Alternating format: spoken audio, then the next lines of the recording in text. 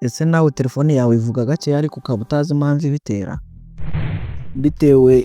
Bitewe n'imirimo imwe n'imwe abantu bakora, telefone yawe ishobora kuvuga gake bitewe n'ahantu ushobora guhura n'ibintu bishobora kwangiza speaker ya telefone yawe, nk'urugero ivumbi, amazi n'ibindi.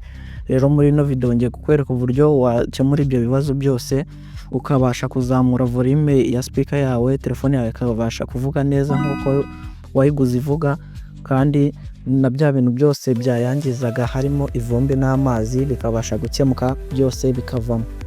Rero nimba ari gukigera kuri uno muyoboro wacu wa OPTIC VFX, muhaye ikaze wiyandikisha ku muyoboro wacu, ukanda subscribe, ufungure n'inzogera kugira ngo utazajya ucikwa na video nk'izi z'ubwenge tugenda tubagezaho umunsi ku wundi. Like yo nizere ko wamaze kuyikanda, igitekerezo cyangwa ikibazo ufite umanuka ugishyira muri comment. Reka dutangire nkwereka uburyo wabikora kuri telefone yawe intambwe ku yindi. Hanyuma ngiye mugiye kubana nyita OPTIC.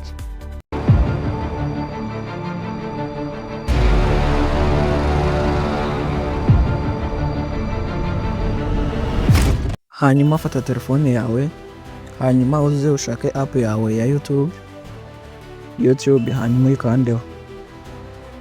Numara kuyikandaho urarindiraho gatoya, hanyuma uhita hano kuri search. Uhita searchingamo ano magambo sound to remove water from speaker. Dore ngiyi ita inizanamo, hanyuma uhita uyikandaho. Hano ngaho urasanga amashoti menshi. Hano ngaho urahita ukanda kuri shot, hanyuma hano uhita ushyiramo shot imwe muri izi ngizi ifite sound isukura speaker ya telefone yawe, ikabamo nimba harimo ivumbi cyangwa ibindi bintu byagiyemo, wenda nk'urugero yaragiyemo amazi. Izi sound zituma ifunguka neza ikongera ikavuga neza nk'uko wayiguze mbere. Hanyuma urayishyiramo, urakanda kuri shot imwe, hanyuma ino shot urongeza volume ushyire kuri maximum, nyine kuri volume ya nyuma yawe.